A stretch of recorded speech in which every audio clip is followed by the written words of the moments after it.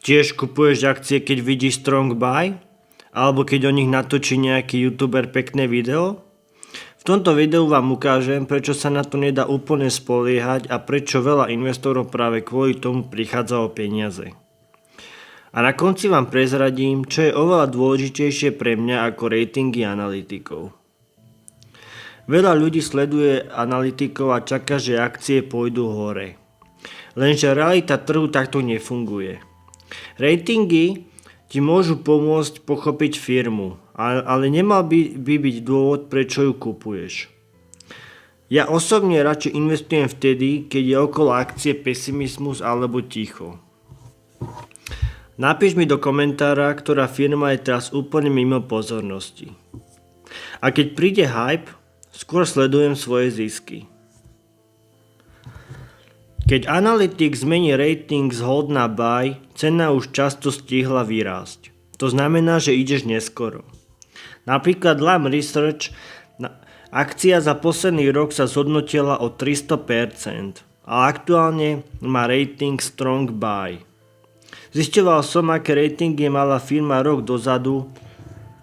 Ratingy sa zvyšovali s rastom akcie. Otázka je to ešte príležitosť alebo už hype? Ja držím akcie Lam Research, ale dnes by som ich už nekupoval. Alebo firma, ktorá mala strong buy a pritom padne o vyše 50%. Hovorím o firme Fire Isaac. Aj to sa deje. Rating ti nezaručí výnos. A potom máš firmy ako Whirlpool. Keď boli hore, analytici boli pozitívni. Keď padli zrazu boli skeptickí.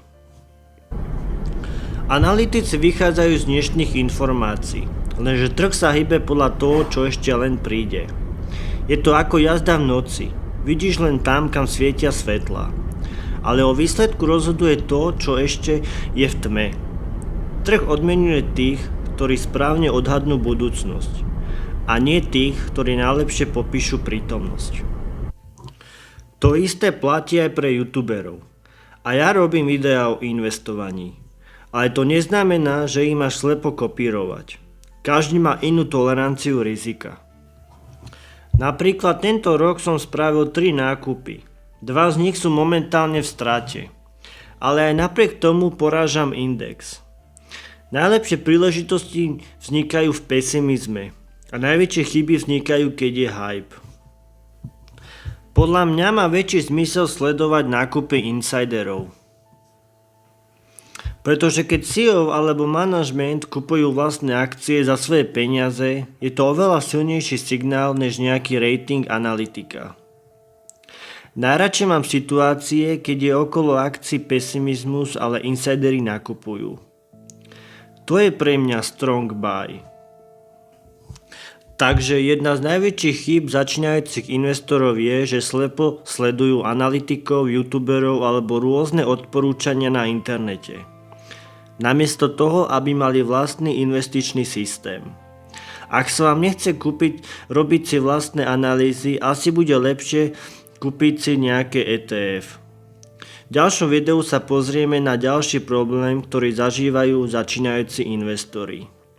Do komentára mi napíš, či nakupuješ na základe ratingov analytikov alebo videí od youtuberov. A aký problém vnímaš u začínajúcich investorov. Vidíme sa v ďalšom videu. Majte sa.